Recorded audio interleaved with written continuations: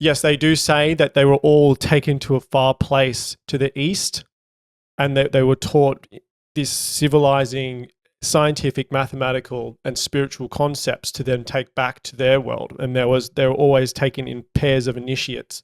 So they're priests and things, and this was the same. They would meet at these places. At this place, one place is believed to be Göbekli Tepe in Turkey, and that was at 9000 BC. And then the other place. Today's conversation was with Fundamental Frequency, otherwise known as Lewis Parker. This is a mind-blowing conversation. If you really want to understand some really deep technical information on advanced spiritual and scientific principles, some advanced technology, ancient history, this is the episode for you, all right? So check out below the bookmarks if you want to go to a specific topic. Otherwise, I think you'll really enjoy the whole thing.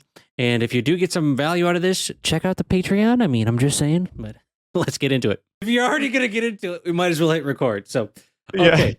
Yeah. So Yeah. I was just asking you, who is Laird Scranton? Because we were having a conversation, you were talking about him. So who is he? Laird Scranton is a legend, to put it simply. But so like to give everyone a background, he is a comparative cosmologer. That is his line of work. He actually started off in IT, like he was a software engineer for a long time.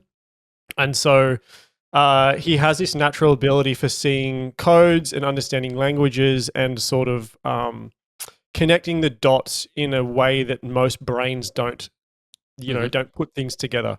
So that's his kind of foundation that he comes from. And then he started to look into ancient cultures and understand how all of them connect to each other. That's kind of like the whole, his whole ethos is that all these ancient cultures connect to one another. They all come from a central teaching place. They all know were taught the same knowledge, and it's just assimilated and it's sort of distilled down into their own like sort of, unique ways of taking the knowledge. But if you look at like the yogic philosophy, Buddhist philosophy, Egyptian, like you can go through basically all of them, and they all are saying the same thing. The Tao, they're all saying the same thing in a different way, basically.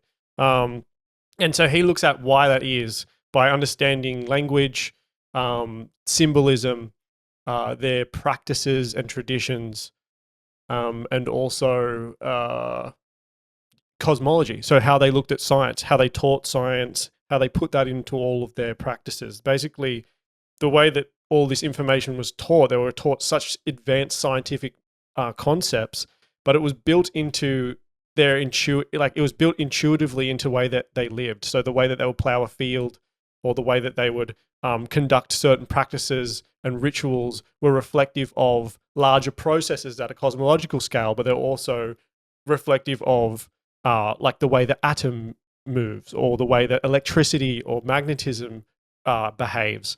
It's really, really quite fascinating. That's what he's kind of dug out through studying this one tribe. Specifically the Dogon tribe in Africa, he looks at, because he believes that they have the most intact foundation for cosmology and science. That kind of, you can see their language, they have symbols that come from ancient Egyptian, they have symbols that are Sanskrit, they have symbols that are even like Asian, and they have symbols and parts of their language that are Maori in New Zealand. So it's like that their language is the foundation for a lot of other languages in a way, and that's what he believes. He looks at their whole thing is that they say that they preserve original forms. That's what they say. We are here to preserve original forms and original sciences and original teachings. And they believe that all these teachings came from these materialized beings that they call the fish people. And I'm sure you see in like a lot of glyphs and a lot of like ancient interpretations, you see like people that look like fishes, or they have like the animal anthropomorphic sort of depiction. That's the same thing with the Dogon tribe, is that they say at 9000 BC there was a teaching round where we were taught all this knowledge, and then at 3200 BC there was another teaching round where we were taught all this knowledge. This links into the yuga cycles and stuff as too, Nick, like, because the way Laird looks at the yuga cycle, I'm sure you discussed the yugas on here a bit before, so your listeners might be familiar with it. But Mhm. he says that like the energetic conditions of the yuga cycle are really interesting because at the top of the yuga cycle you have like the highest amount of consciousness. This is like the golden age, like the enlightened stage.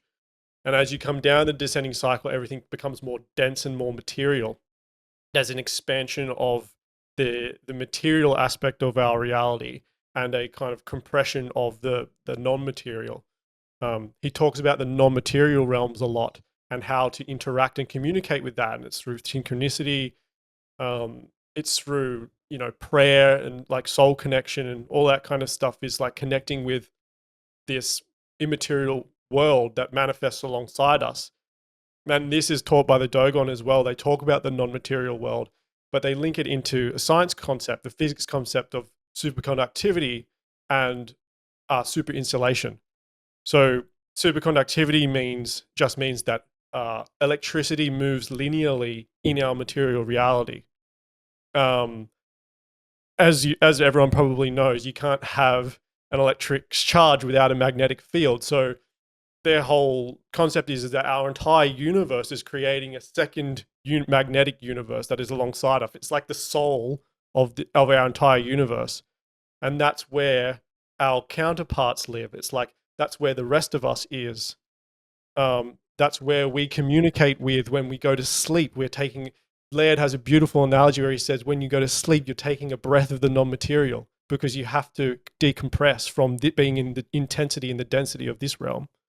So that's a little rant to start off, Nick. So that's who he is. Yeah, I mean, hey, I love it. Okay, so is the general premise, let me just kind of see if I understand this, Yeah. that the Dogon tribe was like the origination of the teachings, and that was where all the teachings started, and from that place they were kind of branched off into other civilizations. Were other civilizations taught at the same time? Yeah. So no, I don't think they were the originating place. I Okay. just think Laird just says that they've preserved the knowledge the best. Okay. Because they're a modern day primitive tribe in Mali. Like they still function the way they have for the last, however many thousands of years. Basically, they're untouched and they're still functioning. It's not like the ancient Egyptian civilization that came to rise and fall. Um, Hmm. so yeah, they do say that they were all taken to a far place to the east, and they were taught this civilizing, scientific, mathematical, and spiritual concepts to then take back to their world. And they were always taken in pairs of initiates. So they're priests and things, and this was the same. They would meet at these places. At this place, one place is believed to be Göbekli Tepe in Turkey, and that was at 9000 BC. And then the other place is meant to be the Orkney Islands off the coast of Scotland at 3200. So yeah, they say that they went there, that all these other cultures came too. They were all removed and put into these places. They were taught these things, and then they were sent back to assimilate the knowledge. Hmm. So it was like the Olympics, kind of. They all brought them together, in a sense. I don't know if that's a good analogy, but you Yeah, bring the them all together, esoteric Olympics. right? But they're not performing, right? They're receiving. So Yeah, they're receiving knowledge. There's some parallels, like there's some the Dogon priests are really interesting. Like they dress in these white robes. And they talk of stories of like these teachers that came, these non-material beings that materialized themselves. I don't know if you've looked into Freddie Silver's work or anything either. nope, He's blank another slate. researcher of ancient cultures. Hmm. So Freddie Silver talks about the Shining Ones. It's basically him and Laird are on a very similar path, but some of these cultures refer to these people as the Shining Ones, and they say they were human but not quite human. That they had pale skin that shone in the light. And Like that's just transparent. what.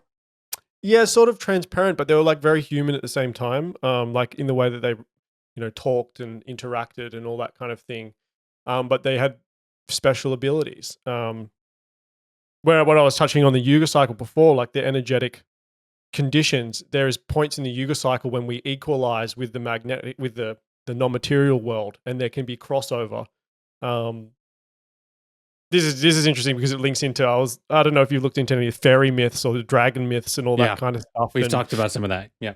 and how like dragons and fairies have been seen, by people, and especially in the British Isles and places in Europe, they document fairies and dragons and other sorts of like mythical creatures like being a part of their lives. More so, like in the there's a lot of around like the 1800s, like people used to see them, and people's grandfathers will say like, oh yeah, like I haven't seen a fairy in like 20 years or something, but it's like they used to see them a lot, and now it's becoming less and less, and that's to do with the density of our period, like what we're going through is in the yuga. But That's yeah, interesting. Wow. yeah. Okay. So that kind of brings to me the question of how Mm, much is it a conscious choice of the civilization? Because that's what some people think, right? I've heard the concepts that there's civilizations that essentially ascend in the mm, sense that they literally ascend their frequency into another domain. Is mm. that a response of is that a response of the environment changing, or is that a response of the people changing? Or is it both? What do you think? I think it's both. I think we don't really know what happens at this part of the cycle. I think we can't see far back enough to understand what happens at this part of the cycle. So we're like kind of in this like the great unknown as a Mhm. species of navigating like the bottom. We're at the if ever think about the Yuga cycle now, we're at the bottom, just starting to come back up. So like we're at the densest, like craziest, darkest part, and the birth of consciousness is starting to happen again. Like this, the consciousness is coming back. I think when it's my like inkling that some of these ancient cultures were able to ascend themselves because they were able to go on uh, the previous like incarnations or levels up that the Earth had, because the Earth also like has cycles. It goes through its own cycle. I don't know if you looked into the work of Rudolf Steiner or Gurdjieff or anybody like that, the A little Western bit. occultists and esotericists, but especially Gurdjieff says that the Earth has its own cycles that it goes through, and everybody on the Earth, like they talk about the archangels, and the angels and the archangels are two steps above human beings, and the angels and the archangels have both been here on Earth in previous cycles, and they've gone up, and now they live at a higher plane. Um, I think that that's something like that was happening. Like they went through like just the cycle that the Earth goes through, and they ascended up to a higher level of existence, which is a subtler level of existence than we are at now. But they're still individualized beings. Basically, they're humans that have just evolved twice above us, according to Steiner and Gurdjieff. Yeah. Okay. So I've got two questions then. So when you say the Yuga cycles, we're talking about cycles. First off, just so we have a general understanding, where do you Yeah. think we are in the Yuga cycle? I think that we're at the bottom and we've just started ascending. That Okay. that's according to Led Scranton anyway, and Okay. I personally trust his knowledge, but Sure. um, And yeah, then my he next says, question then, real yeah, quick, would yeah, be yeah. do you when you say that consciousness is coming back, how do you Mm. describe that? Like what does that mean to you exactly? Well, I don't think there's ever no consciousness. I just think that the level of consciousness shifts and changes depending on where we are in the cycle. So at this point of density, at the point of most materiality, which is what they say we're at, we can only receive so much of that like magnetic consciousness. Like the Dogon tribes say that we have imperfect knowledge but ability to act, which is coherent with the idea that electricity moves, but it doesn't move with like it just moves, like with not much purpose. The purpose, and then they say the magnetic realm has perfect knowledge but no ability to act. So it's like this process of us reaching out and bringing the consciousness down onto us so that we can have more, like we can basically enlighten ourselves. Like that's the process that's happening. But at the point in the cycle that we're at now, it has been the hardest to do that because we don't have, it's really hard to connect and receive that consciousness.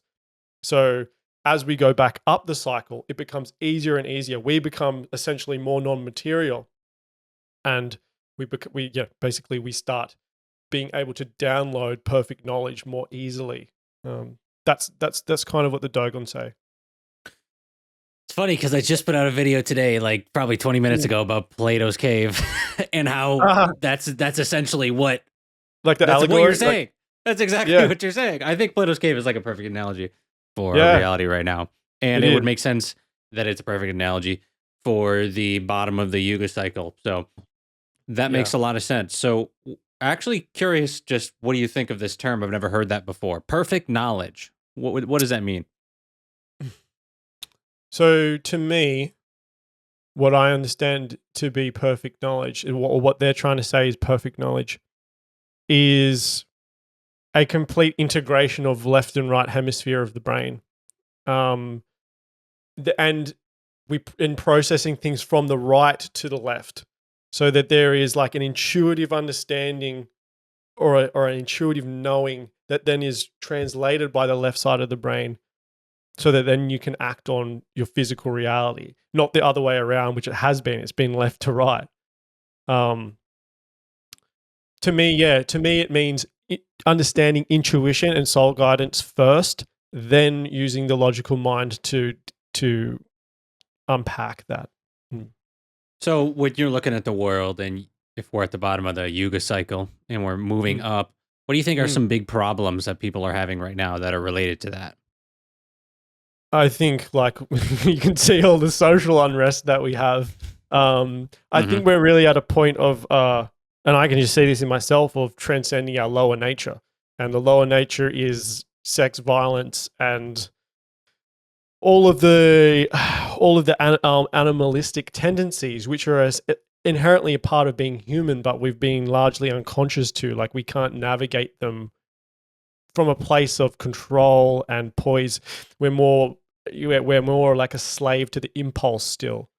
And that's, I think we're going through a real deep shadow work as a collective, of seeing how our shadows playing out on a collective level and individually. Like, I can see this within myself, on how to navigate. So yeah, there's lots, like the war, the social unrest, like everybody everyone fighting about everything all the time. They're just some of the themes of this period. Like, we're really working stuff out. Do you know how long this part of the cycle is? Off the top of your head? Curious. It's thousands, right? Thousands of years. Do you mean the unrest, or do you until when? Or you the just next mean this expansion? Well, they say that the Kali Yuga part can last for, a couple hundred years of like couple unrest. hundred. Okay. Yeah, of unrest.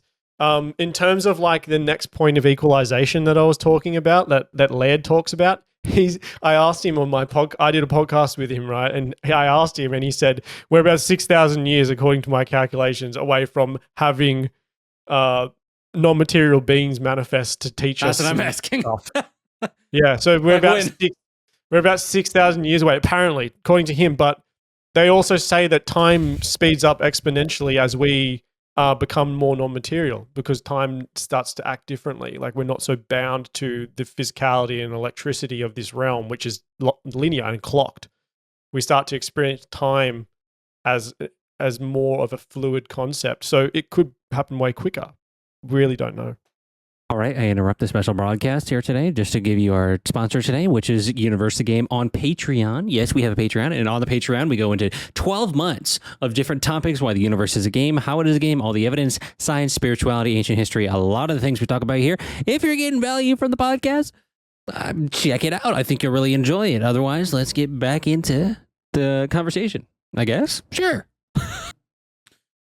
Yeah, I'm thinking about gravity, and maybe if we have less gravity, time will pass quicker. It's just like, the concept that this just hypothetical, right? The concept in, one of my favorite movies, old one, but Interstellar, he's on a different planet. A lot of people remember this. He's on a different planet, and time's going by way faster.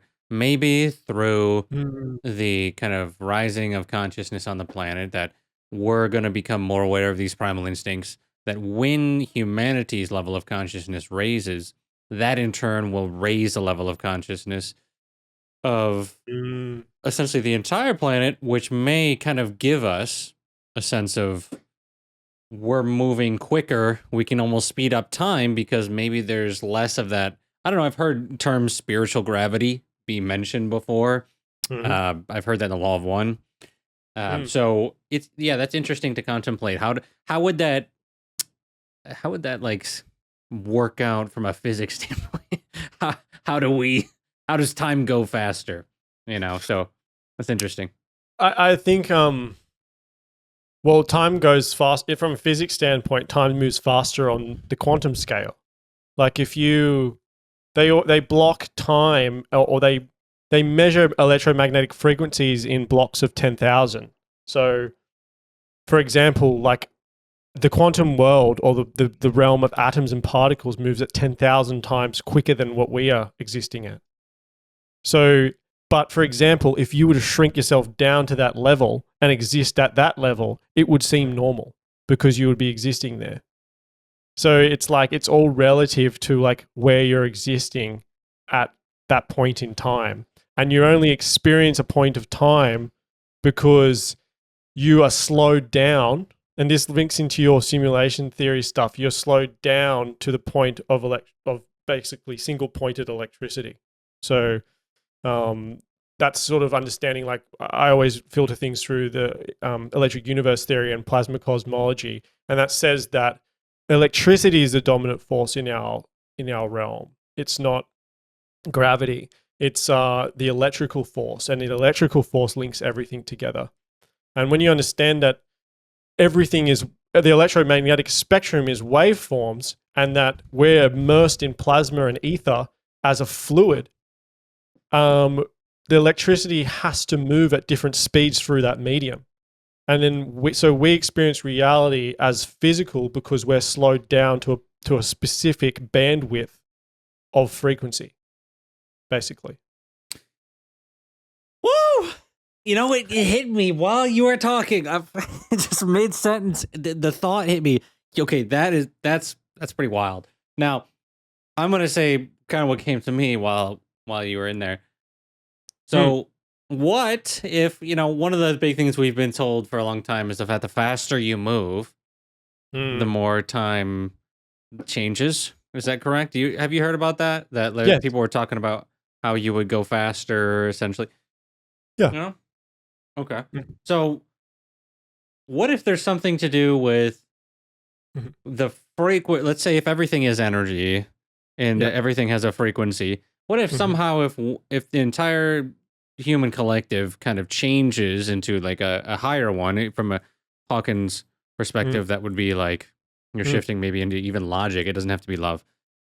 Then maybe time changes as a response to how fast we're moving, but we don't know we're moving faster because we're not we're not aware of how fast things are vibrating inside of us and how fast the body is. It's kind of like maybe a thing that happens in the background. So maybe that's part of it too. I I kind of like yours better, but who fucking knows? So that's a really interesting thing. So yeah, I haven't talked about the dogons before on here, so Yeah, I'm man. glad we got to talk about that. And I would be happy to connect you to Laird at some point because I think if you got him on here, he would just blow your mind, and he would just talk for an hour straight. You wouldn't have to tell him anything. He knows his work. He knows his work so well. He's such a sweet man as well. Like he's just so genuine. He just does all this work on his own. He's written like 10 books. Like he's amazing. how do I not know about him, man? I gotta look into. Yeah, give me a contact because I'd love to have him come on and just spit and just let her rip on the nature of reality, because that's what I really feel like happens best. I mean, Robert Grant did the same thing, and it was just like boom, and everybody's like, yeah, that podcast is the most viewed by far, and it's like I barely said a word, and I think those are some great episodes, and I love it. And if it's really engaging, you can tell when people. I've had people on, I'm sure you on your podcast as well, have had people on where you're just like, yeah, they're kind of full of it. Yeah, it's a little bit. And, you're asking questions and they're kind of like, you're kind of like, I don't know about that, Yeah, yeah, but yeah, yeah. it's really nice when you have someone that's really well read. But here's the thing, though: just because somebody talks a lot, I feel like that doesn't necessarily correlate to how correct they are either. Because True. people can just talk all they want. It doesn't mean that they're right, Absolutely. Yeah, no, I Mm. totally agree with you. Um, Yeah. so So so go do ahead. you want me to keep riffing on Yeah, this type whatever of you want. You can do whatever you want. cool. There are no rules. So what was coming through for me as I was talking about electromagnetism there at the end is just for your listeners, like my area of expertise is sound. I'm actually a sound engineer, and that's what I studied at college. And um, so for a while there, I worked as making commercial music for like ads and digital marketing and things. And I wanted in my early days, I wanted to be a rock star. I wanted to like Nice. be a DJ producer. That was like what I was working towards. And then I had my spiritual dimension started to open up a lot more, and I started to see that there was a lot more to life. And I went through a huge transformation around like how I was going to do my work in the world, and that led me to understanding spiritual concepts, esoteric knowledge, and advanced science knowledge. Like for some reason, that's just what I became passionate about. I think that happens to most people that are on a spiritual path. They start to get invested in how the nature of reality, because they realize they're feeding back with reality when they're like, that's the universe learning about itself, right? When you're in that feedback loop of downloading information. Mm-hmm. So to talk about sound a little bit and how it links into all of this, sound is a beautiful um, indicator of the nature of our reality. And we see that through cymatics, as it shows us like how everything is fundamentally geometry. And, Steiner called it the etheric formative forces. So basically, cymatics, looking at sound, it's showing us that sound is actually three-dimensional. That sound is, and all electromagnetism for that fact, it is three-dimensional bubbles that emanate. So it's not so much like you see sound graphed as like a sine wave, as a 2D sine wave. That's not the reality. The reality is that as I'm speaking to you now, there's three-dimensional bubbles of geometry just like emanating out. And so through cymatics, I'm sure everyone's seen cymatics. If you haven't, obviously look it up. You can see the inherent geometry of frequency. And that gives us a huge insight into the nature of all electromagnetism, which is our entire reality. So it's showing us that basically everything is geometry, and it's the brain and our linear point in time that helps us construct it into the reality that we see now. And in the human hearing range, we hear from 20 to 20,000 hertz, which is not very much, but there's like, an incredible spectrum of sound there that's available, and electromagnetism. Some scientists include sound on the electromagnetic spectrum.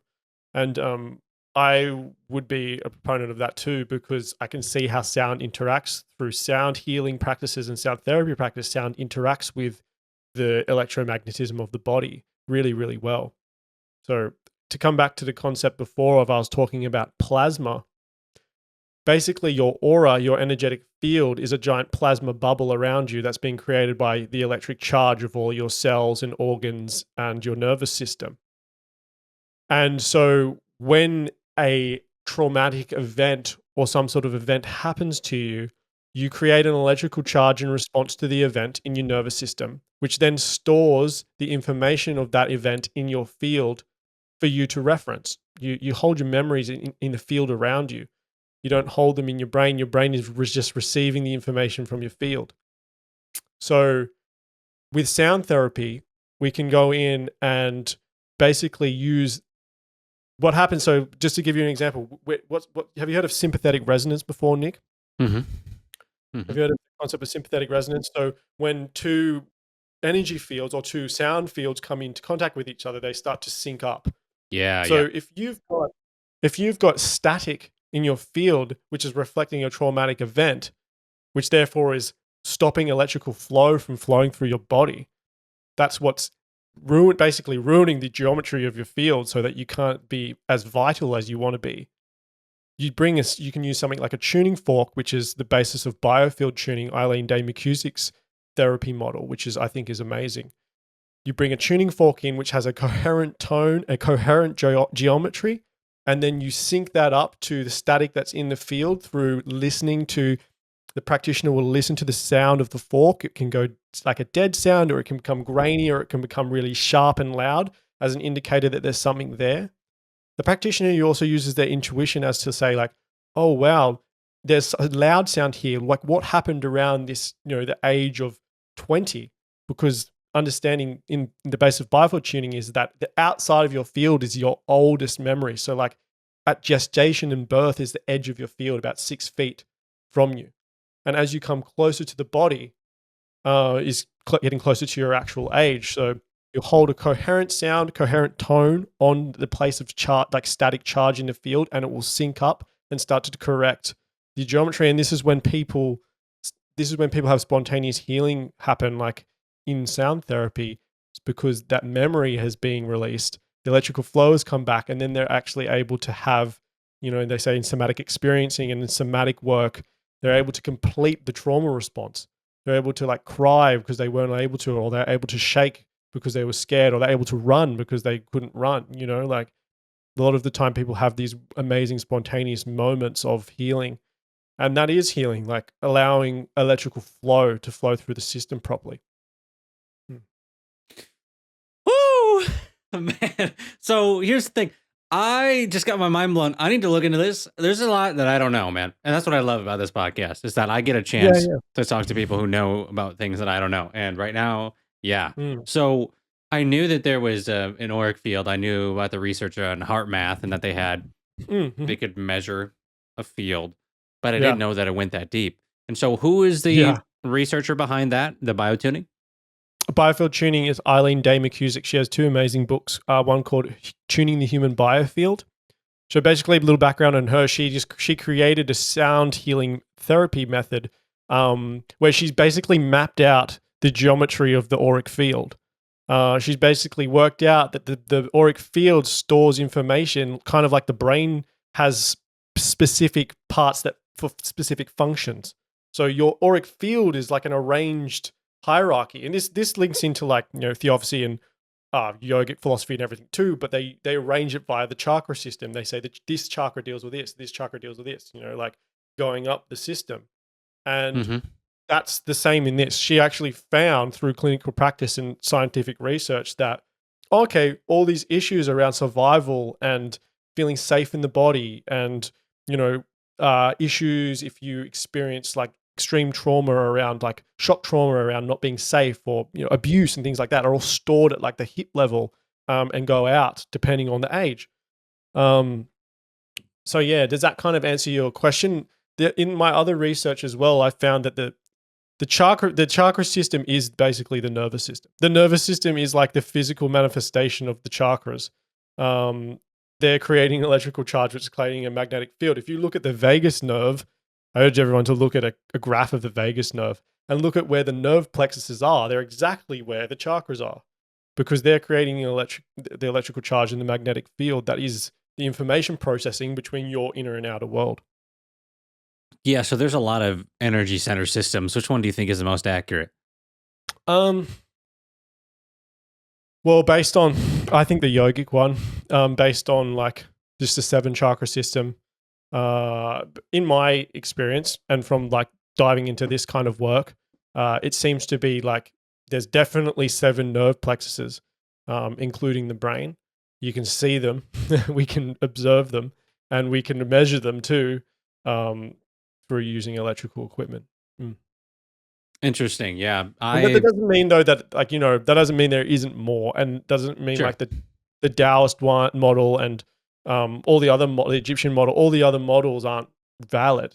They absolutely are. It's just like, I'm just saying that according to my knowledge, that's how I can confirm it. And that's not necessarily the way to confirm it. I'm using a very left-brained approach. That's just what you think is, I mean, it's just your opinion. Yeah. It's my there's opinion. many. For me, I really am interested in this thing that's actually a little bit more esoteric, which is human design. And I love human design. Human design kind of has 9 centers, and you've got your ego center, you've got your traditional root, sacral, and that one has been wild because I see it play out, and I've been experimenting with it for years, because I'm not one to just hear something and be like, okay, sure. Yeah, that's my Mm, truth now. It's like, let's see if the way that it says that humans are designed, is that actually what happens? mm, And that's the system that keeps showing like that it's pretty close. But I don't think mm, that some of these older traditions necessarily had it wrong. I mm, think that it's actually possible that there were anatomically a little bit different humans in some respect. That maybe there's some changes made. I mean, we have that long period of time where, there's all the theories about how did mm, the human brain size increase, and you know, mm.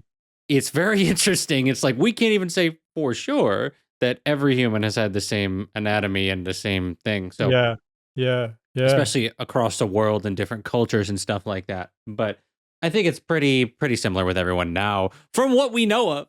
But there could be some people who are hiding some stuff out there for sure. I mean, Mm, universe game, there could definitely be some players in here that are in different mm, types of bodies. And mm, that's what a lot of people think. I mean, who knows? I'm not claiming it is or it isn't.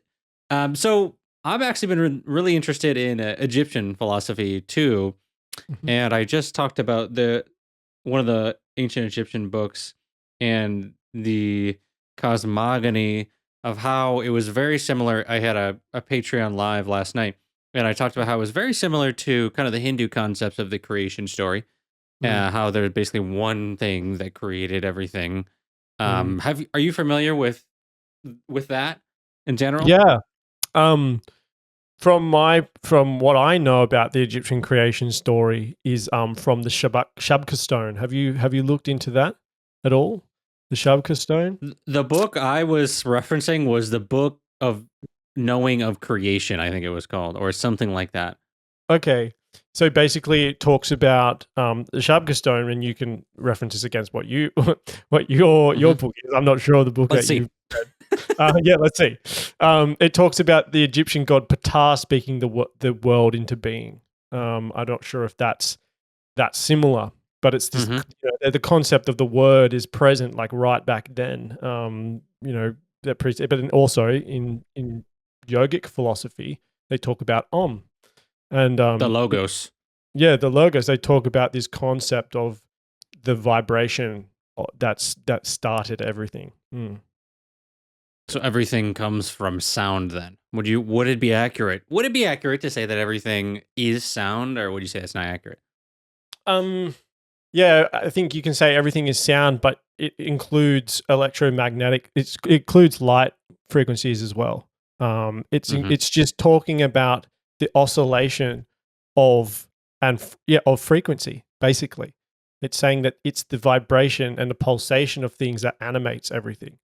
Um, Yeah, that makes sense. I kind of feel like you can basically the baseline is everything. You hear this term, everything is energy a lot now, but what does that actually mean? If everything is a frequency, mm, isn't light frequencies and sound frequencies, right? Would you mhm, say that's correct? mhm, So then it's really just two words to kind of describe the same phenomenon in a different way. Because I went to Walter Russell's, the museum for him in cool. Waynesboro, and his philosophy was everything is the light mind of God, essentially. So it was light, everything is light instead of everything is sound. But I kind Mm, of feel like they're the same thing, just two different ways. What do you think? mm. Yeah, no, I think they are basically like octaves of each other. So Hmm. I'd say that light is a higher octave of sound, just because sound is more dense. Is more dense. It has a physicality to it. Like in our realm, sound is like basically the pressure of the plasma in the air and the ether and what we call air molecules. It's the vibrating of that. Whereas sound is whereas light is more of a subtle octave. It's a higher, more subtler octave of sound. Mm. So tell me about the ether then, because I've had some people come on and talk about it. I'm curious. So, So what do you want to know about the ether? It's does it like exist? the Some people don't want to say it exists, and some people say it's BS. I mean, what do you think? well, yeah. Well, we have to look at like why it was thrown out. Like Mm-hmm.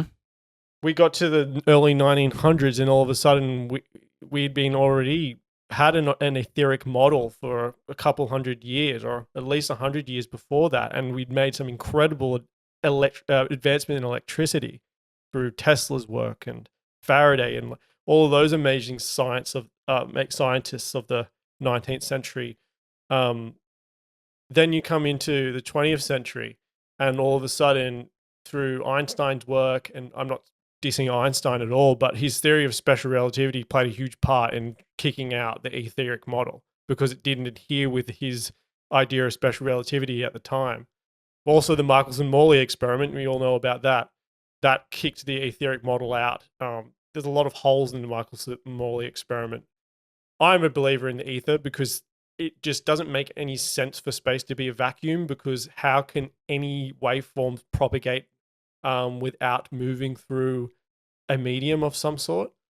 But in saying that, I was talking about Einstein before. In his later life, he actually did a complete backflip on that and said it was unthinkable to not have an ether. So I can't remember the exact quote. I'll have to find it for you. But he did say something like, an ether absolutely exists. It's unthinkable to not have an ether. Yeah. So I think... But people don't know that. People don't know No, that. we don't. They just hear the first statement. No, and we're still believing that space is a vacuum. And, I think... Well, space even real, man? Come on. yeah. You can that's you've taken this in a very different direction. The response, yeah.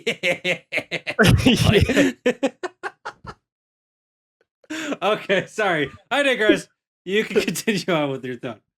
I don't even remember what I was saying now. I think we're talking about the ether and how nobody knows about Einstein changing his mind. Yeah, he did. He literally wrote in a lot of letters in his later life that he was completely doing a backflip on special relativity. So it's really interesting hearing him. Well, you can find the letters, like Google Einstein letters later life. I think so it's out there.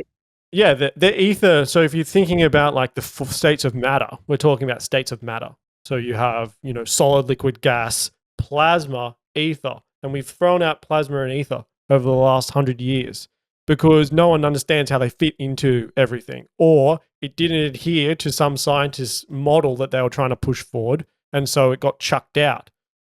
You could also get conspiratorial and say that they're trying to they're trying to distort the reality of our actual reality and stop us connecting to everything else. Because once you realize that the ether condenses down into plasma, condenses down into gas, condenses down into liquid, condenses down into solid, there is this interconnectedness between you and the entire universe. You can see how everything forms itself, and then you are like this solid epicenter of that. So it's almost like by stopping scientific advancements, or really They've inhibited discovery. consciousness. They've inhibited the expansion of consciousness at the same time. Like, you think that's a byproduct of materialism in general? Yeah, I don't think it's completely conscious. We were talking about the level of consciousness that we have at this point in the cycle. I think most of the issues that we have are just due to our unconsciousness. It's not really like there is some obviously like nefarious activities going on, and that's just hard to ignore that. But there's also like a great deal of unconsciousness, whereas we can't connect the dots properly. So it's almost like making the argument that it's not because we have the nefarious things, it's because we're not smart enough to see through it. Yeah, I think the nefarious tendencies naturally manifest because of the lack of consciousness, and that kind of is in the law of one too, right? Like, I know I listened to a lot of your episodes in the law of one. It was really good, and yeah, there's like when there's a lack of consciousness, everything's more dense, and that's where like these dark forces tend to ruminate, is because there is a lack of love, or you'd say that there is less love. You know what I mean? There's the choice here. There's like it's the ultimate playing ground of what I think it's I would say free will. Let's just say that. So if we Yeah. have the free will to choose Yeah. between life taking or life giving, then, and we can't really tell what the truth is. There's been many mystics who have said the problem with humanity is the biggest problem is that humans can't tell truth from falsehood. And so Mm. that's maybe a part of moving up in the yuga cycle then, right? Being able to tell what's true and what's not. And then also, Yeah. take it back to Plato's cave to be able to tell what's a shadow and what's not Yeah. and what's worth it to focus on. Because it's almost like today in our society, we start promoting ideas, especially to men. This is what I see. It's like Mm. they're going against the nefarious forces. So then be very materialistic and get these things. And it's like, wait, you're still playing their game.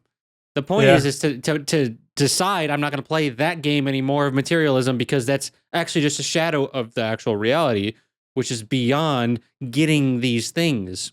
There's a state of being beyond it, but there's also truth about what's actually happening.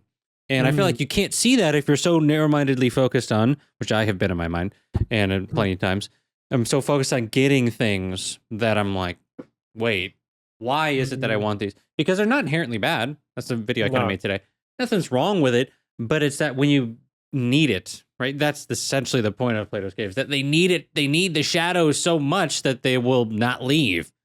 And so I feel like, we're kind of getting to a point where we're coming out of that, So yeah, I feel that we're at a point of realizing what is a shadow, and then we're at the point of realizing that we can turn around and see that the entrance of the cave leads to some light up the other side, and then we're emerging into what actual reality is.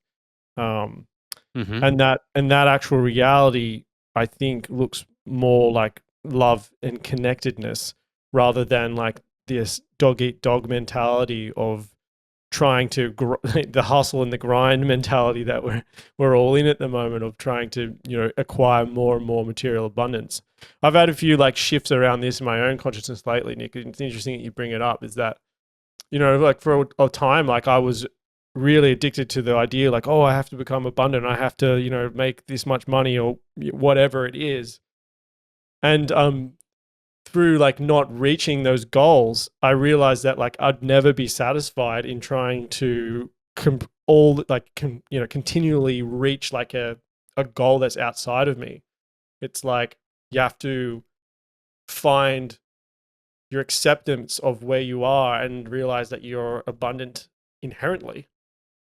Yeah, that's interesting. For me, this is how I look at that. For me, it's not necessarily an acceptance of what is. I'm not really focused on that. It's more like I'm accepting that the environment doesn't have to control how I feel now, presently, because I don't want to necessarily say, well, I accept that my life is shitty, or it's not, my life isn't shitty, but I'm saying in the past is what I would think. My life is in a bad place. I'm depressed. I should just accept that at this rate. And it's like, no, I'm not accepting that that is there. I'm accepting that that's one way to look at this, what's happening in my life. Once I kind of shift the way that I'm perceiving the present moment, then I can be like, okay, well, these are the objectives and goals. And if I can daily say, I have put in what I feel like is the effort or work to change my perception, and then also my actions to kind of be in that. It's kind of like if I'm playing a game, right? If I'm playing a game, then I'm gonna be able to see, well, this is the end goal of the level, is to maybe help the world in this way. Maybe I want to travel around in an RV or do some shit. And so it's like, well, but I can still enjoy this moment. I don't have to accept that I feel like shit, but I can change that. So that's kind of what's been helping me recently through a lot of things, I think that's really accurate. I might not have explained it the way I wanted to, but yeah, I was trying to say what you just said. That. Yeah. That. Just scratch that rest of that. Yeah. But no, I feel it, man. Literally. Some of the really interesting things about you, though, is that you've got a lot of knowledge of these ancient cultures, which I want to try to get to at some point and actually go. You can't go there. I mean, time travel, yeah. I mean, that too. But what I'm more referring to is like, I want to go to what the remnants are and see what it's like there, because I think in the West, especially where I am, you start to really see that you think that this is the only way to live. And I think Mm. that that's why a lot of people go over to Eastern cultures and they're like, oh, you don't have to live this way. Mm. This is not how, I have some friends that went over to India and they're like, wow, this is a spiritual based culture. Yeah, it's a little bit, not as technologically advanced in some respects. Yeah, Mm. it's more difficult to drive on the roads because they're crazy.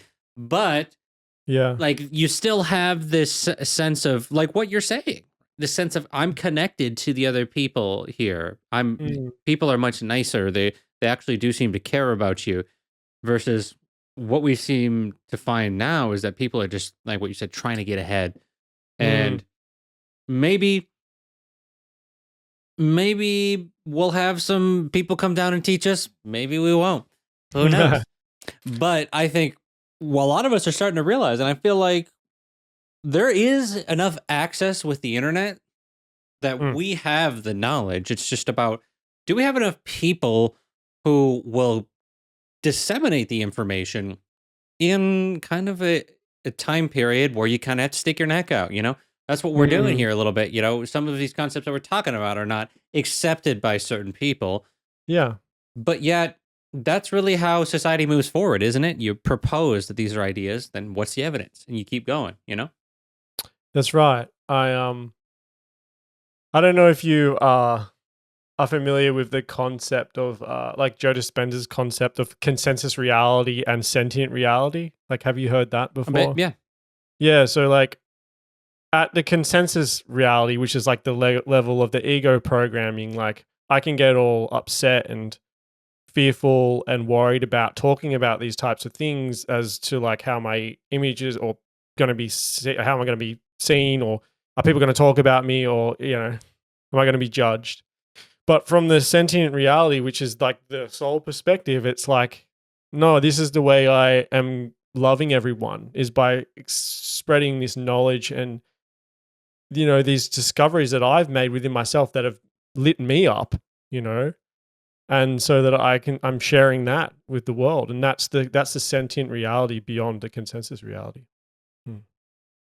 Wow, yeah. I mean, that is what it is, right? You're Yeah, because there is definitely a way to look at it where you're like, damn, the science community is gonna try and shit on me. yeah, yeah. It's oh, What do I? I heard something really, really good the other day, and it was a man. He was talking about, I forget his name, and I feel bad that I forget his name. He's like a relationships coach, and he's one of those like super deeply embodied masculine dudes, and it's like something that I go, wow, like I hope I can be like that stoic and still one day. But he was basically talking about Christ, and the crucifixion of Christ is like a metaphor for everybody basically chasing their dreams. Like you can't gain or be reborn into Christ consciousness without going through your own crucifixion of basically like putting your neck out there, like you were saying, and dying on the cross of your own expansion. And then yeah, you come out the other side basically untouchable. Mm. Yeah, how I kind of look at that is, listen, Mm. nobody's Mm. gonna remember what our names are in a Yeah, that's thousand right. years. Yeah. Who gives a shit what these hosers think about us? Because in the end, they're just gonna forget. They're gonna forget about us. And you know what I can say? If we are in a game, and I look back at this Mm. game, I'm gonna be like, hey, bro, I did it though. I did it though. Even when people were talking that smack, I did it. Mm. And I feel like that is what you're looking for. That's what I'm looking for. Mhm. It's like we can say that we did it so that even if it doesn't go a certain way, it's like, well, I still have the understanding that I feel like part of the game is not necessarily to change. Maybe if it is 100 years before we change culture, Mm. okay, well, then part of the game is probably going to be like, what is your own soul's evolution and being able to speak how you really feel? I feel Mm. like that's a huge thing that people kind of underplay. Just the ability to really just get on and talk and say, Yeah. this is how I see reality, even though it's going to differ from other perspectives. So I think it's a real advantage that if we can start not caring about how it's received, but just taking the intrinsic fulfillment of actually doing it, you know? Yeah, yeah. That reminds me of I don't know. Are you familiar with Paul Chek's work at all? Paul Chek. Yeah. Hmm. Yeah. So he talks about the "I, we, all" concept, and yeah, as you were speaking, then it just reminded me of that as like you're on your own spiritual journey, which is the I. Like you're on your own personal spiritual development journey, which then the fountain sort of overflows into the we, and how does that interact and affect your immediate family, friends, lovers, community around you, and then that overflows in how does that affect the world at large. It's Hmm. like you can't go the other way. You can't feel we, or you can't feel all we I. Like you have to go through your own spiritual expansion first, and then that starts to trickle into the rest of the world. Mm. Yeah, just imagine with me for a second that the design of the game is that Mm. you have to get mocked, and that's how you complete the level. You have to have people judge you. It's like Yeah. that's how you complete the game. So all these people are like not sharing their truth because you're like, I don't want to have this happen. But then imagine that you get mocked your whole life and you're just saying how you feel, and it's just it is what it is, but you really feel like this is the truth, and it ends up actually being the truth. And then you get out the game, and then what people might call spirit guides or angels is in different cultures, whatever it might be, archangels, right? You were talking about earlier. Yeah. What if they're just like, nice, you actually completed the game this time, way to go. And so that's what I think about sometimes. It's like all this shit that I have been worried about in the past, and I feel like it's just part of Joseph Campbell with the hero's journey. It's just part of all of it. Yeah. Not knowing what's going on, kind of starting to figure it out, being like, okay, yeah, sometimes we might be full of shit, but we're trying, and we Mm. admit when we're wrong, which I think is important.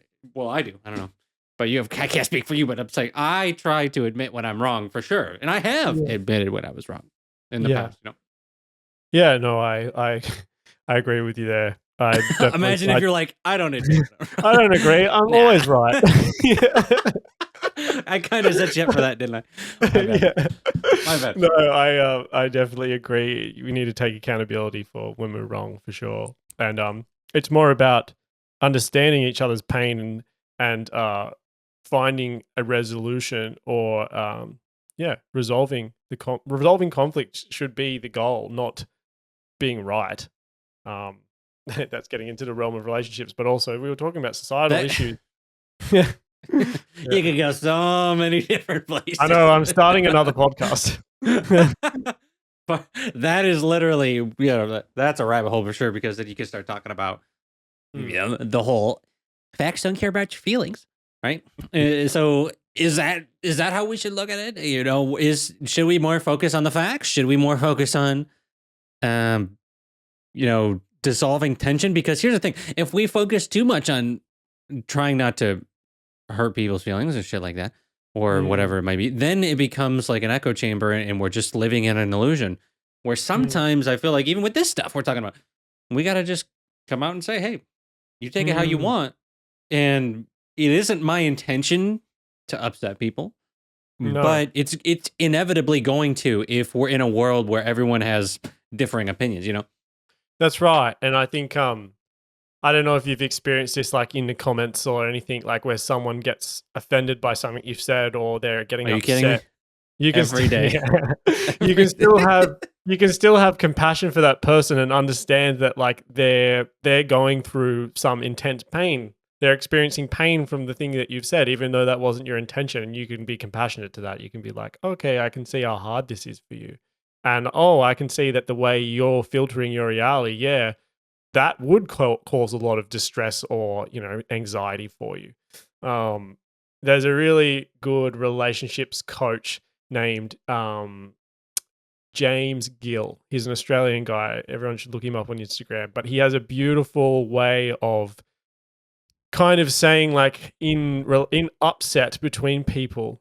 Yeah, it's an opportunity to understand how that person is perceiving pain, and therefore you can open your heart to that person of like, oh, okay, even though I didn't intentionally try to harm them, they've experienced it as harm, and so now I can feel empathy and compassion for them. And when the two people in a relationship doing that, that's when you have like a really beautiful, thriving relationship. And that's what I hope that we move towards, some level of that at a societal level, right? So when you talk about the different sides of the brain, and as someone who moves between Mm, both sides pretty proficiently, I'd say, what mm. are some tips you have for someone who is maybe really logical that wants to move more, maybe more into the other side of the brain? Um, I would say like learn music. I in my experience, like I've more dominantly right brained. I've actually come into using my left brain more in the last like 10 years or so. But I'm naturally like a creative kid. I was an artist, and like I played music, and like that was what I was naturally good at. But it opens you up to like flow state and things that are beyond logic. And that's when you start to understand the reality that's beyond like your logical mind. So yeah, opening yourself up to things that put you in flow states, I think really help expand your ability to understand the right brain and how the right brain works. Art, any sort of therapy um, that is beyond, yeah, anything sort of therapy that's beyond the logical mind. Yeah, music, art. What else? What else could you do? Meditation. Meditation is beyond the logical mind. It's all about like Hmm. sort of watching the mind. Energy cultivation practices, getting into like sync with qigong and things like that. Understanding and feeling the flow of energy through your body goes is beyond the logical mind. Okay, so this is gonna be kind of random, but as I keep thinking back to the fish people, bro. I keep thinking about it. I gotta go back to it for a second. Wait, Fish people, yeah. are we talking about Atlanteans here? Or do you think that that's what that's referring to? Do you think that's referring to extraterrestrials? Because you then we talked about human. Like I want to kind of go back a little bit right here because we were talking about also. I want to make sure I got this correctly. We were talking Mm, about humans that had looked etheric in some mm, sense. mhm. So those are different teachers. Yes. No. Yes, they're different. They say that they're non-material beings, human but not quite human. So so that suggests to me that yeah, there must be extraterrestrial or of some sort, or they live in a subtler realm to us. Like I was talking about angels and archangels before, and they were able to materialize themselves. Like you have all these examples of avatars, you know, like Babaji and like all these masters that were able to materialize themselves and do amazing things, you know. So it could be that.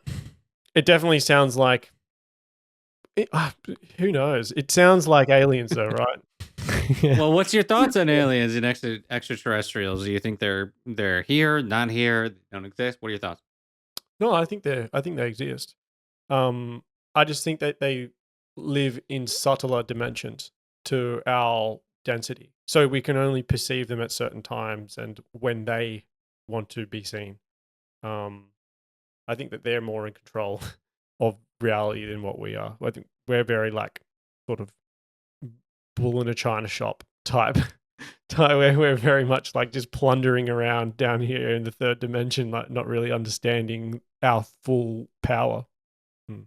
So, how do you think that we manage technology then without getting overrun by it? Because I feel like this is kind of an issue that's happening right now in our society. Yeah. Well, I don't know, Nick. I think we are being overrun That's a by great it. answer. I like that. Yeah, I don't know. I think we are being overrun by it though, and it is concerning. And you know, I was talking about electromagnetism and geometry before, like all of the EMF, like all of the electromagnetic radiation that comes from these devices and routers and things are all having an impact on the body. I was talking about how sound, like something as like sound is actually quite a gentle form of like radiation that can be used for good, and we've learnt to use it for beautiful things like music. Not to get into the debate about like music that's bad for you, but like um these types of waveforms and like at the intensity that they are functioning at, yeah, it's having an effect on the cell. It's like you can't even you can't argue with it, in my opinion. It's like all of these things are having a real big impact on our bodies and our ability to connect to the earth. And that's the main thing. Like you need to, if you talk about like the definition of cancer is like a cell that doesn't recognize itself as the whole organism anymore, so it starts to replicate on itself and go crazy. I think like as a species, like we're doing a very good job of disconnecting ourselves from the whole, and then replicating on ourselves, and like that's like the hustle culture and like the fighting and all that kind of stuff that we're in. Um, So where do we start? yeah, Enlighten me. where do we start? For me personally, it's just like grounding myself in like my everyday life, like going down and connecting to nature. And I'm so lucky I live right next to the ocean here in Australia, and I can just go down and surf and be in the water, and that's actual reality, you know. Hmm. I was talking about EMF before and probably scared everyone, but like there is solutions to EMF. Like I think it needs to be first recognized at a large enough scale that we need to do something about it. But I don't know if you've looked into biogeometry or anything before, Nick. Dr. Ibrahim Karim's work, where he's really reversed and engineered the science of shape, basically, and understanding the frequency of different shapes and how they harmonize and influence the body and the body's field. Like I was talking about, sound influences the body's field before. So does shape, and so does color. Um, so we can use different geometric shapes and colors to help harmonize these electromagnetic frequencies so they become either favorable or neutral to the body. Mm. So there's that's a good start, but I think it happens on like a personal level. Like you have to personally take responsibility for your own life. Of like No, for I personal responsibility. yeah, Come on, man. I'm a sovereign human being who has control over my own life, and I am going to look after myself. And yeah, I think that is what creates change, is everybody making change to look after themselves. Yeah, and I mean, I don't mean to downplay that by any means, but it's like such a time worn message, but yet it still reigns true. It's Yeah. like you actually do have to take responsibility for where you're at in your life, what's happening in it, and That's where free you can will, go like from you were there. saying. That's what true free will is, right? It's like realizing that it's scary to realize that you're responsible for your entire life. Like I freak out quite regularly over the fact that I'm responsible for everything that happens in my life. But um Well, that's I don't the know about everything. yeah. I don't know about it because there's a No, no. lot Yeah, it's that a I'm lot. like, I didn't do that shit. Yeah, yeah. There's no shot that that's because of me. Yeah, But it's a lot. There is a lot that we can take responsibility for, and that's the process of deconditioning, and that's the spiritual process again, you know? mhm. So, what do you see as a role in your life as someone who's interested in science? Are there Mm, any that you feel like are some advanced? We've talked about some of them, but are there any scientific concepts that really stick out to you as like this isn't talked about enough? Whether it's a scientific advancement on spiritual mm. concepts or maybe it's a certain tech. Is there any that kind of stick out? Yeah, so we've talked about the Dogon and their philosophy, and we've talked about science and how they link together. They were taught These ancient cultures were taught science as spirituality. Like there's no separation. It's like you're connected to everything and everything else through these processes and through like, you know, like we were talking about the etheric model before. I think in terms of science concepts, the etheric model is super overlooked, and answers and fills in the gaps for a lot of things that we're like scratching our heads around. And it's like, well, obviously because there's an ether. And like in mainstream science, it's consciousness too. Like they don't recognize consciousness as being like a factor in all of that. So yeah, the bridge between spirituality and science is happening, but they're not separate. And like we're starting to see connections, but they've never been separate. It's just that we've only chosen to look at the hardcore materialistic side of it. Mm. There it is, man. I kind of feel like that's a good place for today, man. I feel like we had a great discussion, conversation about a lot of different things, and we'll kind of let people soak that in. And Mm.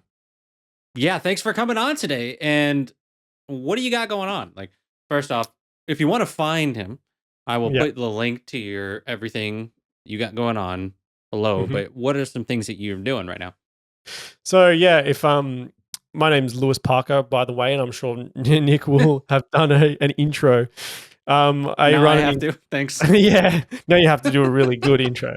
I have an Instagram where I post all of my stuff, and it's under the name Fundamental Frequency. So the handle is at fundamental underscore frequency underscore. And yeah, I talk about the power of sound healing, and I have a podcast, which is the Fundamental Frequency Podcast on all platforms. And yeah, I talk about this kind of stuff that we talked about today: science, spirituality. Obviously, I'm a sound engineer and a musician. I make music, and I'm hoping to launch some shows locally here in Australia, and I'll have them available to buy as like sound sessions. It'll be like, I don't know if anyone's into like East Forest or people like that. I'm wanting to do those types of things in my local community here, like lie down, immersive ambient electronic music experiences, because that's my background. And that's my offering to my local community, but I will offer something like that online as well. And then, yeah, I'm working on a workshop currently, which talks about discussing how sound heals the body, the electric universe model, plasma cosmology, and brings it all together. I don't know when this is going to come out, Nick, but hopefully my workshop's out by Next then, and week. I can. Nah, it won't be out by next week, but it will be. Look out for it. If you follow me, I will be holding workshops soon on how sound heals the body. So yeah, that's some of the stuff I'm working on. Thanks so much for having me, Nick. It's been really, really nice to chat to you again after you came on my podcast. Yeah, I was just gonna say I was on your podcast. You should go check out his podcast for sure because his podcast Yeah. is legit. He's got a lot of great conversations on there, and I would highly recommend it. The link with that will be down below on wherever the hell you're deciding to listen today. Other than that, yeah, thanks again for coming on. We'll see you in the next episode of Universal Game. And until then, peace. Kind of like Peace. the sound, right? Kind of like the sound. Om. Yeah. Be om. Be. Yeah. All right. Hey there. If you enjoyed the conversation, help keep the ship afloat by checking out our wonderful Patreon that we've got here, folks. I'm telling you, it is the shit. It is something it is not shit, as in, it is not, okay. Listen. Check out the Patreon. I think you'll really enjoy the content we've got over there. I'm telling you, it's legit. I mean, I spent a lot of time trying to figure out 12 months because I really wanted it to be a place where we can understand the concept of a game in a deeper sense. And you could, so if you wanted to support the podcast, my work in general, you could do so on Patreon. So we're talking about science, spirituality, ancient wisdom, a lot of the things that we talked about today, as I kind of mentioned earlier. But check it out. Link's going to be in the description. I'll see you in the next one. Until then, peace.